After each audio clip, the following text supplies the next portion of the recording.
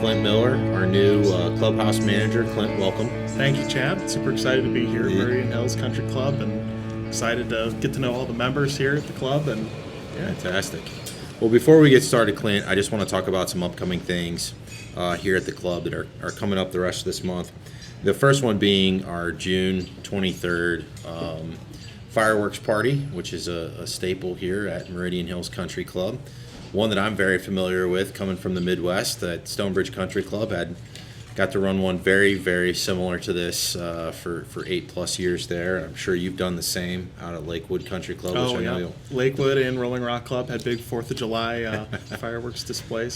So we are looking forward to it, and there will be quite a few people here during that time frame, and just looking forward to the membership having a great experience, enjoying the good weather that we've been fortunate enough to have, and getting the summer kicked off right.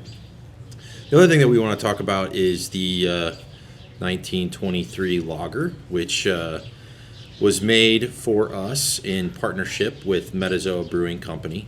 We're very thankful to Metazoa for their efforts to work with us, one on a customized label, but also on a nice description on the back about Meridian Hills Country Club, and really what it means to be out here during the summer months, enjoying golf, enjoying tennis, swimming at the pool, and enjoying a refreshing adult beverage, which is a lager-style beer.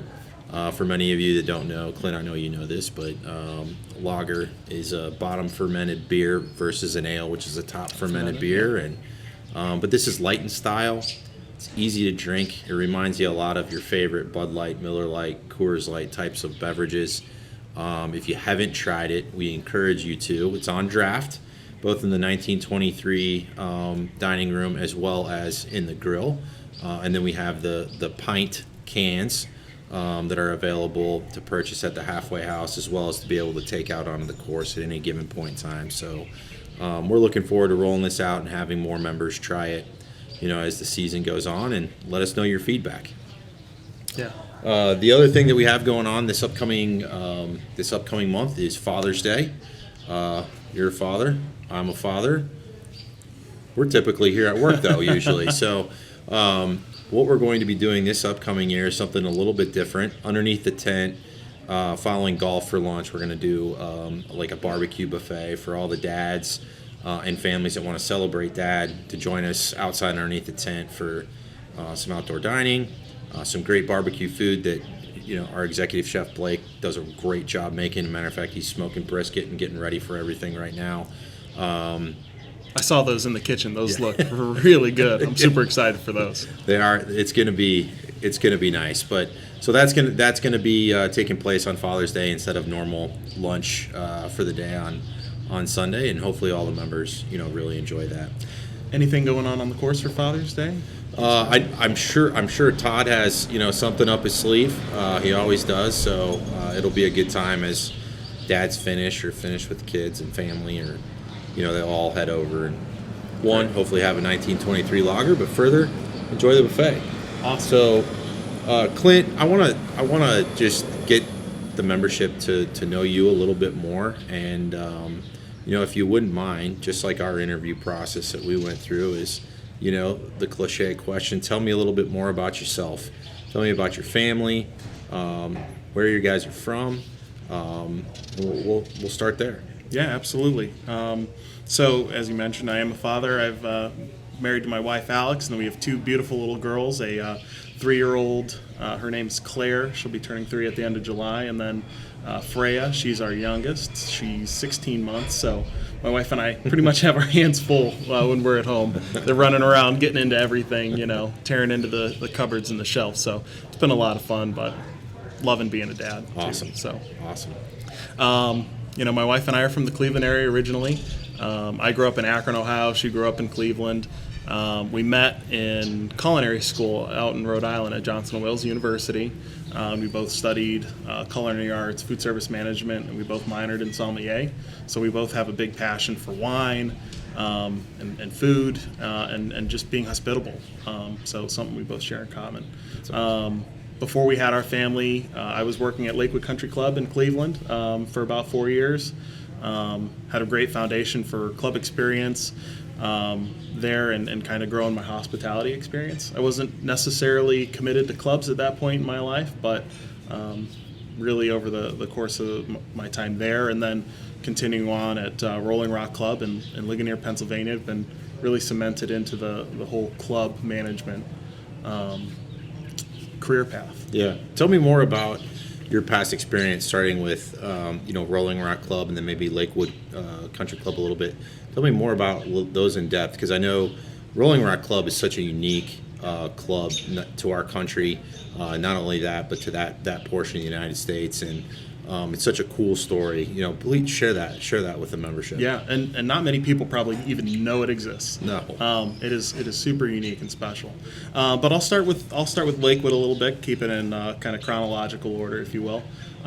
So Lakewood was very much like Meridian Hills, very family-focused club, a little bit on the smaller side, about 350 full-time equivalents or families, and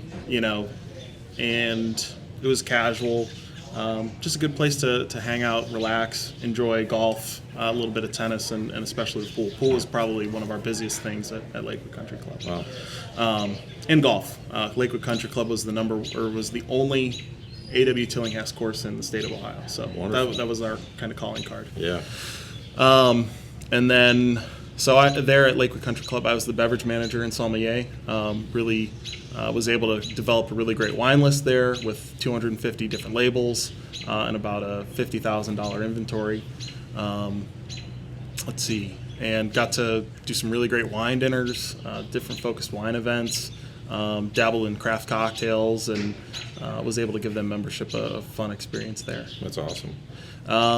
And then most recently at Rolling Rock Club, I was the assistant manager, so more of a food and beverage director, if you will. Mm-hmm. So it was a really, really good step for my career. And then what made Rolling Rock so unique was it was this outdoorsman's paradise. So started by the Mellon family in 1917, if you're familiar with Mellon Bank or Bank NY Mellon. The family was heavily involved in investing in U.S. Steel and some other large industries within Pittsburgh, and that's how the family generated their wealth. And they found this remote area in the Laurel Highlands, just outside of Ligonier, Pennsylvania, and they took this piece of property, this land, and created an outdoorsman's paradise. And over the years of inviting friends and family, kind of grew into this unique private club. And today, as Rolling Rock stands, it has a national membership where people travel from all over the country to experience their unique amenities all in one place. So, food and beverage, overnight accommodations, so 28 overnight rooms, 4 different cottages. And then, alongside 18 holes of golf, it was actually 2 different 9-hole courses, actually. The first 9 holes was a Donald Ross 9-hole, and then the back 9 was developed by, pretty sure it's Ben Silva. Okay. Does that sound right, that architect? Could be. I'll believe you. So, and that was added, I think, in the 80s. Okay. So interesting. Yeah, and at one point in time, Rolling Rock was one of the best 9-hole courses in the country. Yeah. So golf wasn't necessarily the main thing there. We also had upland bird hunting for pheasants and ducks, clay bird shooting, world-class clay bird shooting facility where you had trap, skeet, 5-stand, a really great sporting clays course, and had 2 different locations, so we could have members shoot all year round. And a staff was always available for them. Wow. Aquatics had a really great pool. We were actually just going through a pool renovation before I left. That was super interesting to see with the locker rooms being renovated and the pool deck itself and the facilities there. Rackets, we didn't have like a very active rackets program, but we had pickleball, tennis, different clay courts and hard courts. So decent tennis program there. And then, and fly fishing. Fly fishing was the other big kind of draw for us. So we had a 6.5-mile trout stream that's totally private to the membership.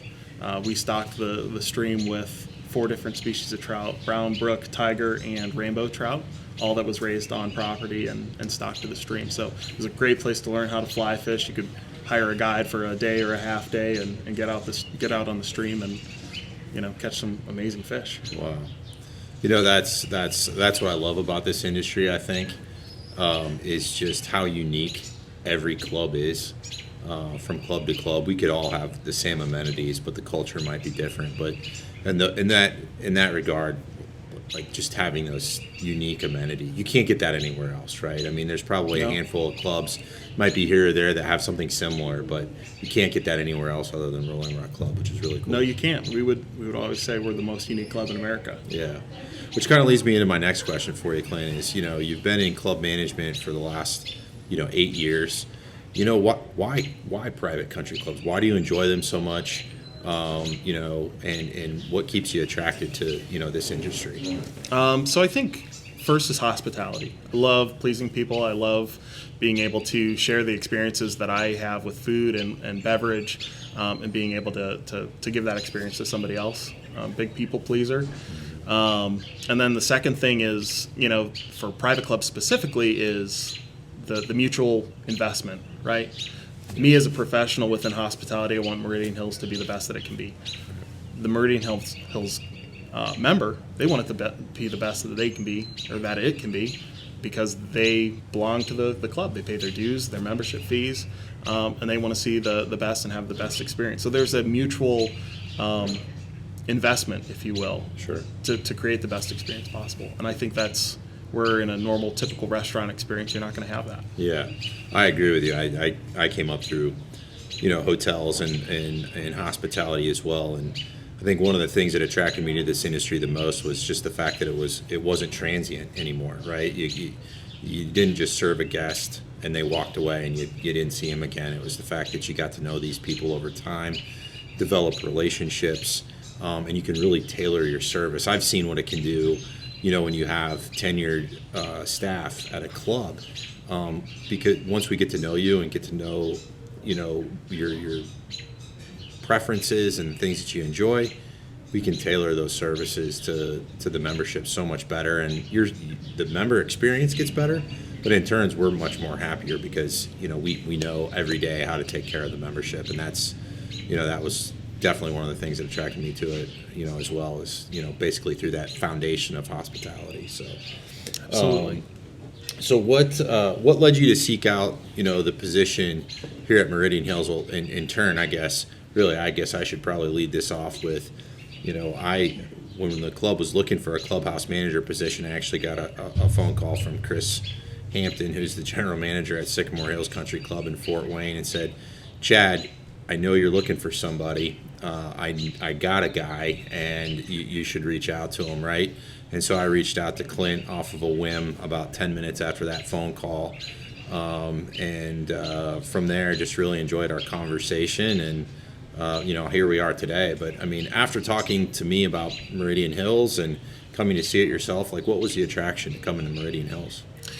So the biggest attraction for me and why, I wanted to challenge myself. I was ready to take the next step in club management, from a food and beverage focused manager to a more broader scoped manager. So the Clubhouse Manager position, does that for me, gives me more experience with, managing housekeeping, maintenance, giving me some insights on how to become a general manager. So, in the next 10 years, I'm a successful general manager at another club. Mm-hmm.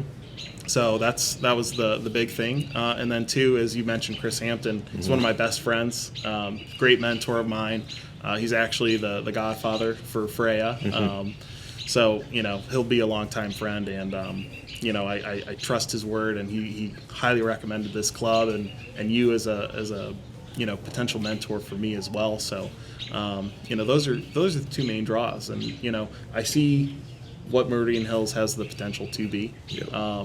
And we're going to take it there. Yeah. No, that's the part I'm most excited about is what you bring to the table. It's refreshing, and it's like having a business partner that is going to side by side step with you through this entire journey, which is going to be great for yourself professionally, but most importantly for the membership. They're gonna get a nice treat as we move forward, for sure. So tell me about one of the times that you may have bonded really well with a member. Tell me about that experience and what that was like, and Sure. What was it over? So I'd say my favorite member at Lakewood Country Club, his name was Lou Johnston. Without giving too much information about him specifically, he was a big wino, and I'm a big wino. So we would go back and forth all the time about different producers that we liked, and he was a big cab guy from any cab from Napa, he knew about it. Sure. And at that point in my career, I was more kind of focused on Old World. I like Old World wines, Pinot Noir, and Lou kind of was like, no, you need to be drinking Napa Cab, man. That's where it's at. And so, being the somm there, as soon as I saw Lou walk through the doors, I'm like, that's my guy. I got to make sure I take care of him. Yep. That's awesome. Yeah, he's a great guy.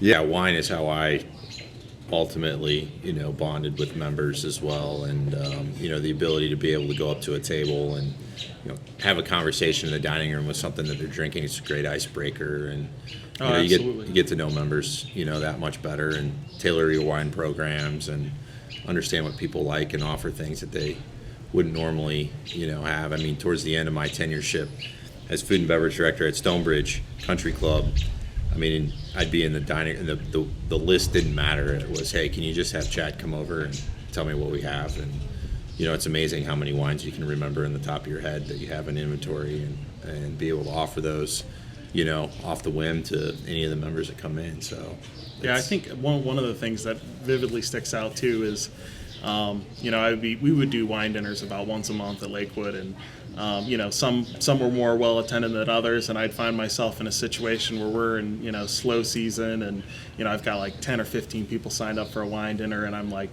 start calling members, and I'm like, I got to call Lou, he's not signed up yet, and get him on the phone, and I tell him about the wine dinner, he's like, I'll be there. Sure. Those members are great.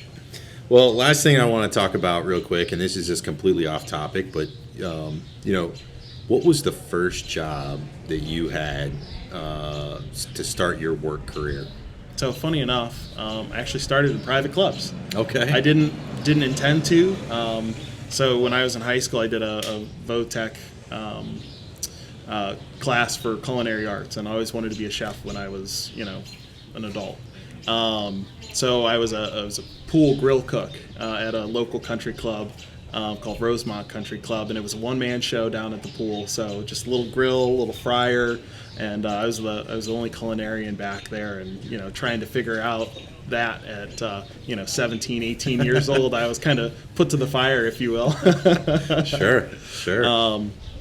And then so I worked at Rosemont through the kitchen. I don't know, for probably two years. Kind of seasonal help through high school, and before I moved out to Rhode Island. Unfortunately, that club's no longer there. It was demolished. But anyways, such is life.